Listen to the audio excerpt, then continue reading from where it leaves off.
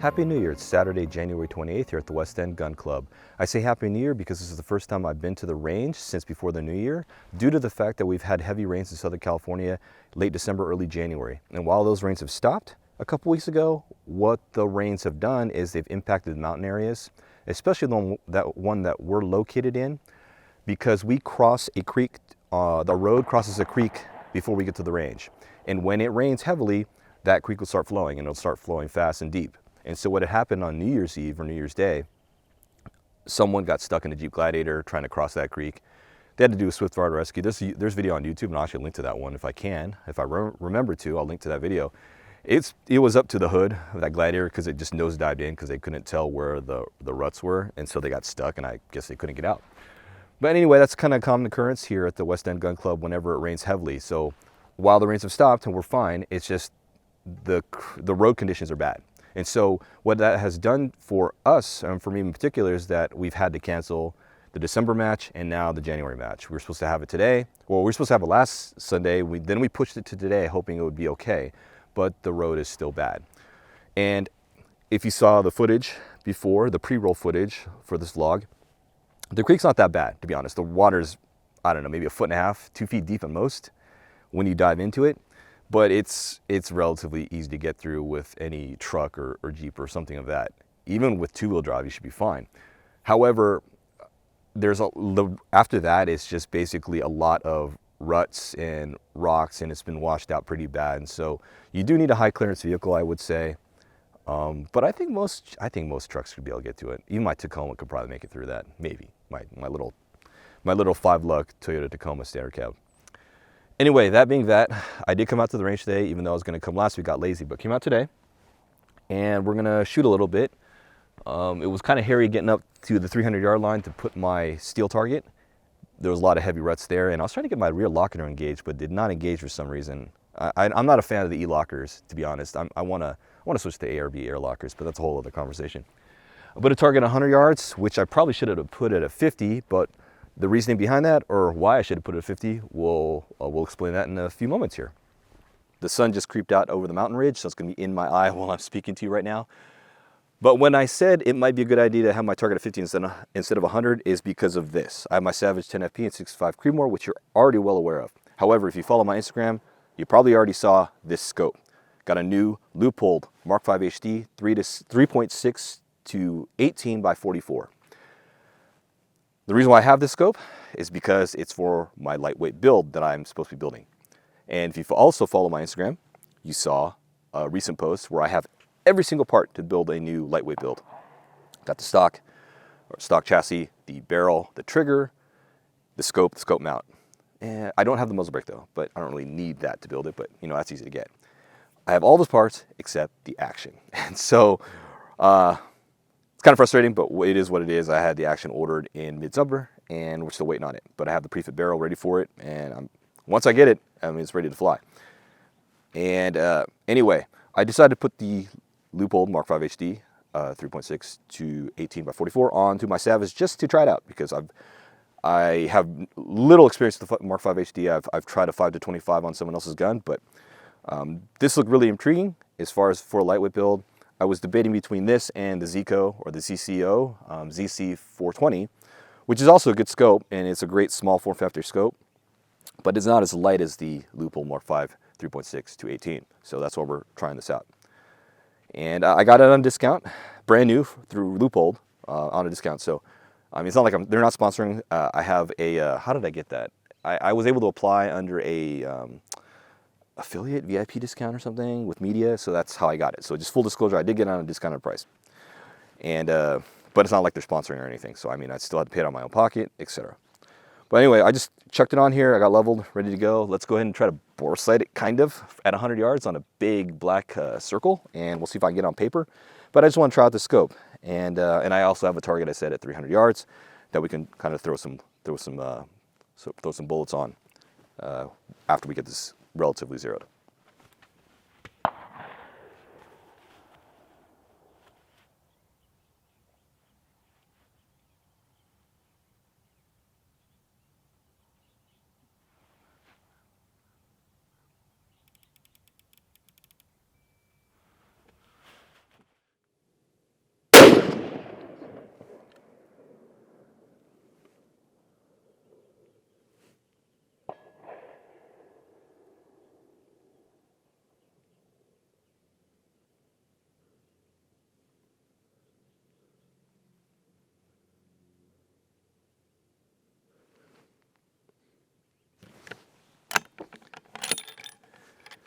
Not sure where my shot went.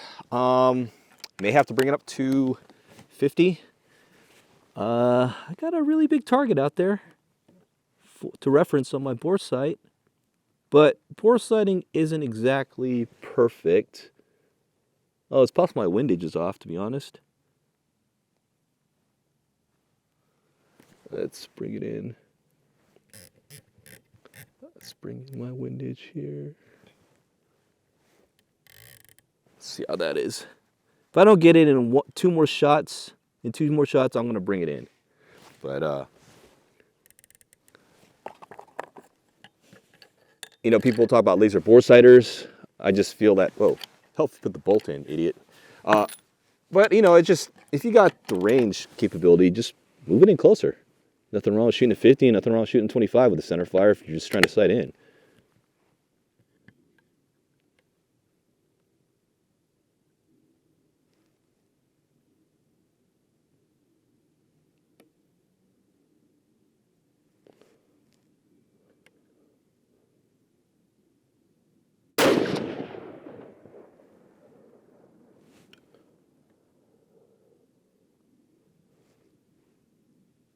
Okay, I see where we're at, but we're really low. Okay. We're about, I would say we're about 3.2 mils. So let's dial 3.2 mils up.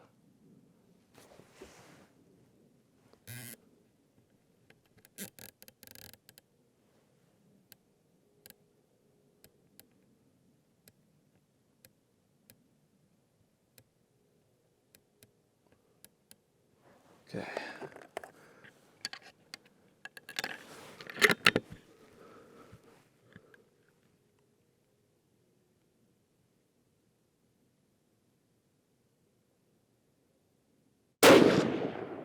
Okay, we're up. Sorry, I'm using a single shot sled here. I like to use a sled. Come right, about 0.2 mil. I like to use a single shot sled when I'm sighting in, or just in general when I'm slow firing. I know a lot of people prefer mags, but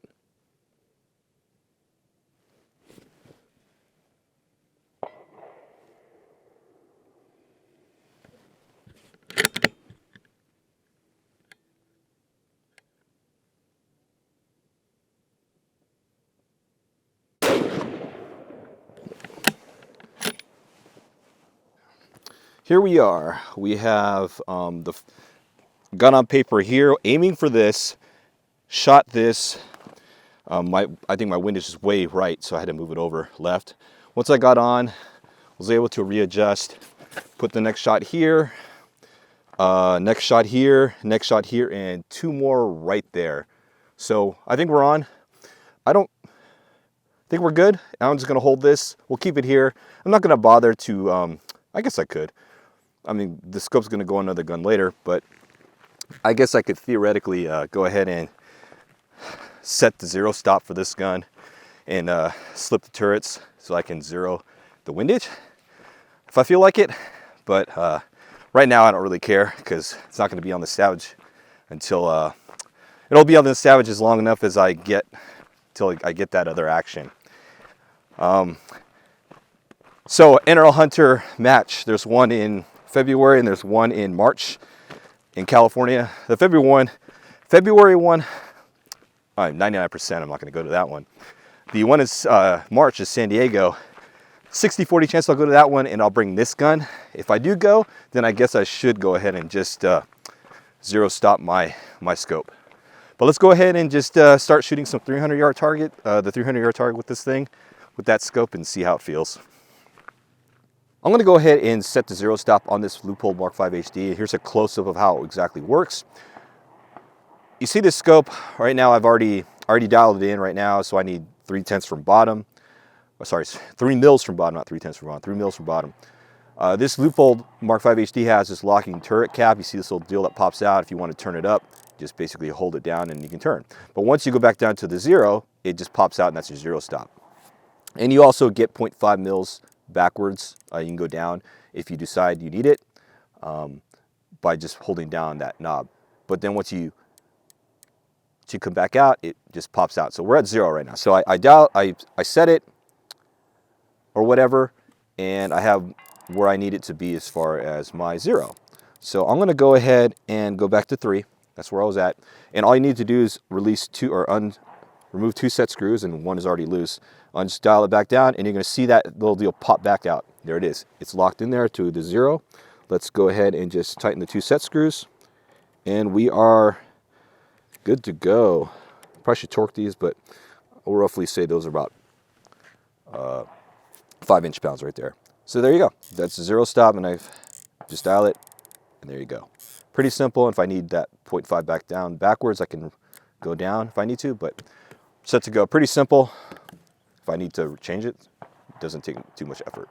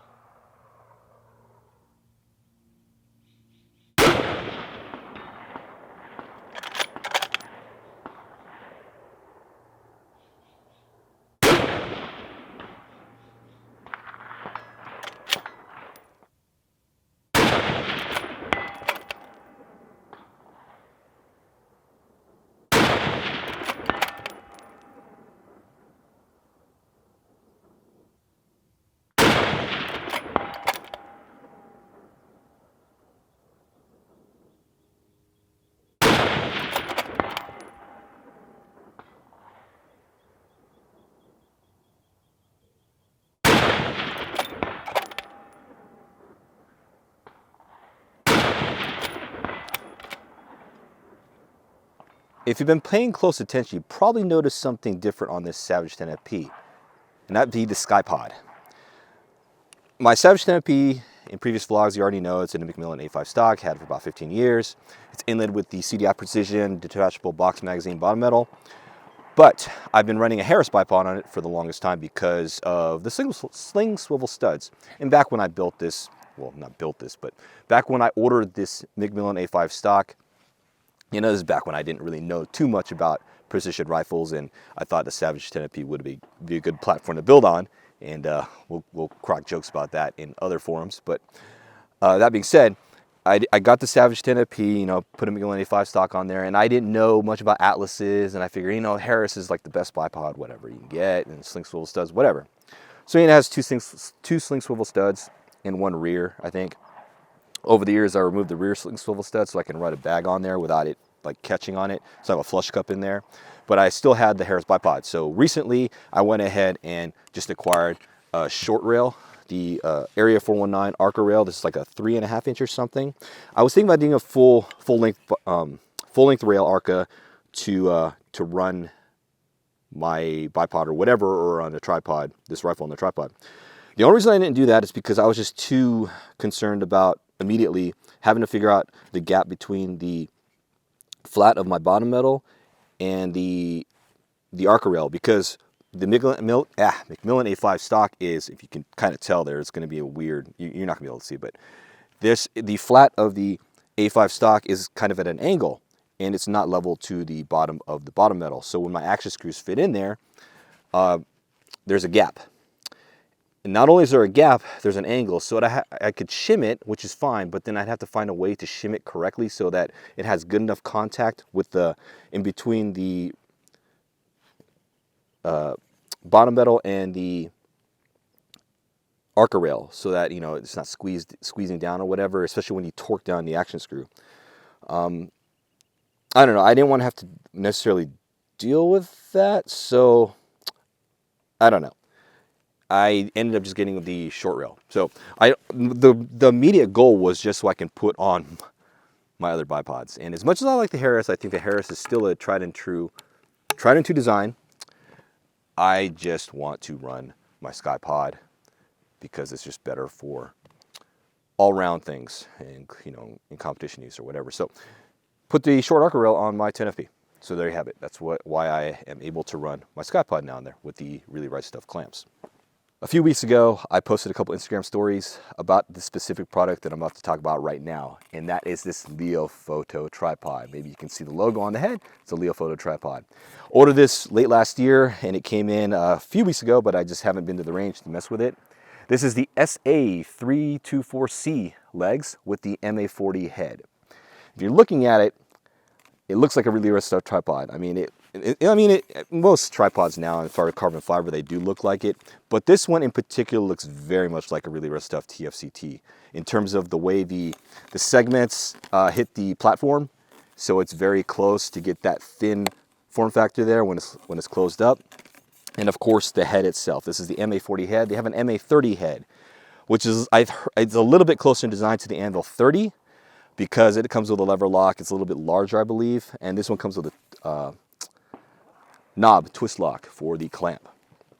But it operates in the same design, same way as this Really Right Stuff Anvil 30.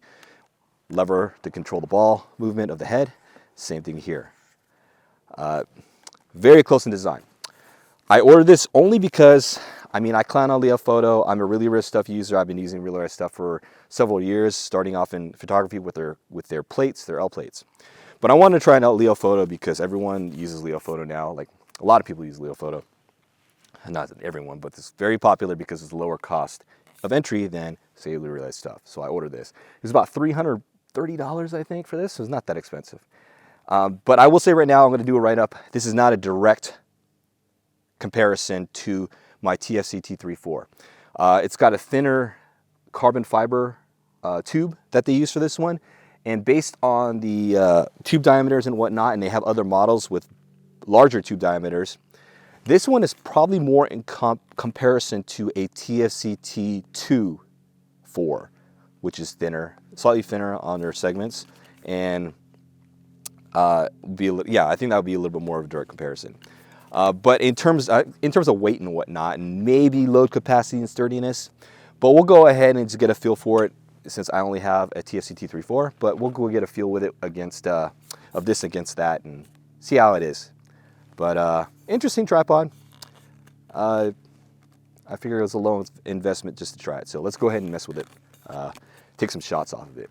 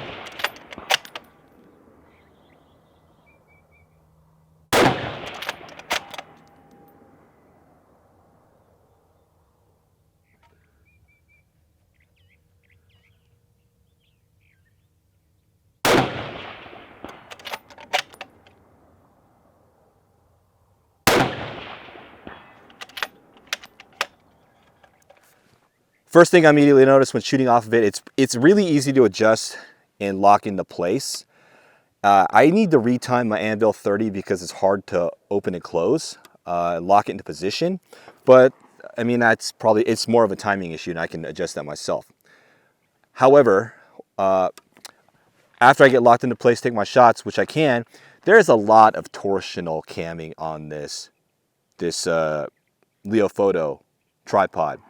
And even if you hold the legs so that the platform itself, where they all meet, doesn't move, you're feeling that torsional force in the, what is this, the MA-40 head. So I don't know, it's definitely not as stable, I don't know, that I want it to be. It does, you got it there, right? Then again, tripods, I mean, you're supposed to have a better cadence when you're shooting off a tripod. You're not supposed to influence the tripod at all, because ideally you're not going to put too much force on it. Watch some other experts out there who shoot.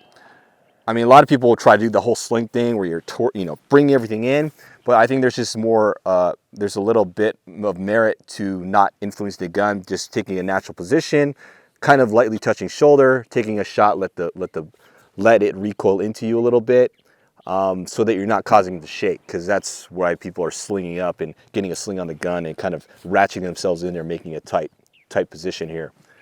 But anyway, it is a lot. I mean, it does wobble quite a bit. So, but let's bust out the really red stuff just for comparison while I'm here, just so maybe the really red stuff TFCT 3.4 does wobble and I just don't notice it. But let's go ahead and bring this thing over here and lock this thing into place. Actually, I have this thing have my tripod oriented the wrong way. Let's go ahead and lock it. Lock the lever in. And so the wobble here, there is it, but it's very stout, and it doesn't keep shaking out. I mean, there is torsional force. I can force it, but you can feel it's more rigid, especially at the anvil head. Like, it doesn't have that same amount of flex that I could feel on that. That just feels way too flexy. So there is some torsional, a little bit. That is to be expected if you have the legs extended out. And for those of you complaining that maybe I have the legs extended too not far enough on this really red stuff compared to the Leofoto, let's go get the bottom legs tightened down, and it's still rigid compared to the Leofoto. Anyway, I don't know. It's for $300. It's not bad. Right now, just my initial impression, just shooting off it, which is not much time. I mean, obviously, I'm only putting 10 rounds, but immediately, I mean, construction and everything seems pretty decent. It might be worth getting for a nice lightweight tripod. I have to look at the specs, but I'm gonna do a full review on this later. When I get more time on it. But my initial impressions are definitely not a direct comparison against the really red stuff TFCT 34. Maybe a comparison against the 2.4. I need to get my hands on one because I've never had time behind one. But definitely would not buy that. Even at the price point, I would not want that over this. I mean, I just can't. I just feel this is the reason why I want really red stuff. Is basically I want top quality, durability, and kind of rigidity and solid support out of a tripod. That's why you're buying it. So anyway, that's kind of initial impressions. Let's get a few more rounds downrange, and then we'll call it a morning.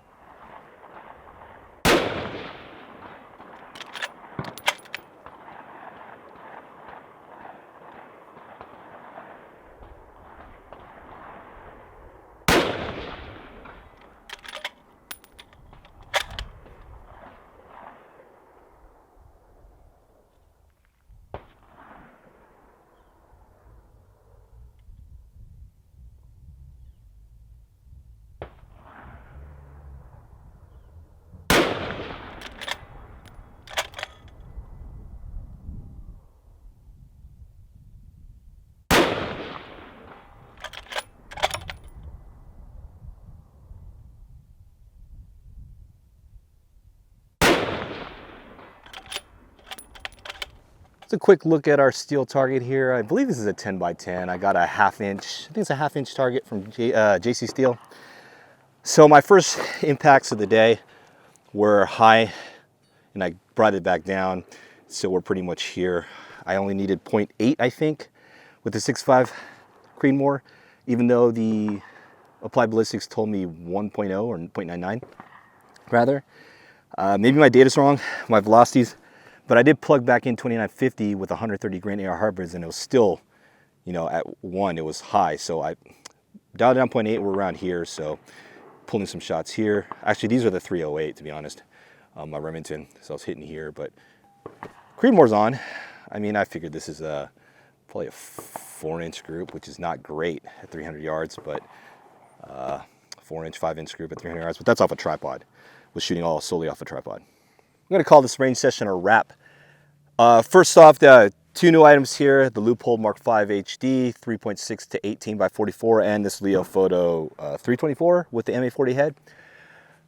The Leupold scope is interesting. There is some chromatic aberration there. It's not as clear as a Zico for sure. Does have some chromatic aberration issues, which is surprising. I didn't know about, and I didn't hear about much on the Mark 5 HD, but other than that, it seems like it's a pretty decent scope. The eye box is a little bit tight, although I have the sun directly behind me, which kind of affects things. If I shade my head, it's a little bit more forgiving there. So I think it has a lot to do with the angle of the sun here, because I was trying to cover the whole field of view here, and it made a huge difference. Depth of field is okay so far from what I can tell. It's not great, but it's not bad. The CA is noticeable though. You can see it even at 100 yards on Paper Target. When you got it at 18x, you can see the chromatic aberration. I'm sure there's some compromises made there with this objective lens. It's a 35mm tube, but right now it's just initial impressions. I want to keep running this though. I still want to get a ZC 420, but for what this is and what this offers for a lightweight build, I think this will be fine, at least for now. As far as the Leofoto, I have it on the tack table right now, but it's okay. It's not bad, but for $320, $340, it's not bad for what it is. I mean, my Gitzo tripod that I have my camera on right now, it's like a lightweight travel tripod, and it costs me $700. That one obviously has a little bit more of a use case than this in terms of being fully lightweight and just for my optics use. But if I needed a lightweight tripod that's relatively small, this would work. But shooting off of it is not ideal, comparatively speaking. You can make it work, but over time, if you ever tried in Really Right Stuff and you compare this against Really Right Stuff, you're gonna be like, wow, Really Right Stuff is a little more sturdy. And you may not want this one. But again, this is a 324. It's not a direct comparison against my 3.4, my Really Right Stuff TFCT 3.4. Probably need to get the thicker carbon tube version of this. I don't know how Leofoto does their numbers, but I did see that they have one with larger tubes, I think 40mm. Anyway, that's it for this. Gonna go ahead again, clean up here, so we're done for the day. And the next NRL 22 match, for those who are wondering, I apologize to everyone who's been attending our matches. Unfortunately, we've had to cancel the past 2 months because of the road conditions, but hopefully it'll have cleaned it all up, because I doubt it's going to rain I think it might rain a little bit, but as long as they just bulldoze that whole area there and just level it out, it should be fine. Like, the water is it's not bad at all. The creek is not bad, it's just the road. Like, no car, like a regular car is not going to make it. You got like a Tesla or a Honda Accord or a Camry, you ain't going to drive down that road. But our next NRL 22 match, I believe, is going to be February 26th, if I recall correctly, for Sunday. So hopefully that'll happen. I'm going to come out to the range, I think, next week, middle of the week, to do the run-through of that, because, of course, Fire did get published. And we'll see how that goes. Anyway, that's it for today, Saturday, January 28th, here at the West End Gun Club. Thanks for watching. I'll see you in the next vlog.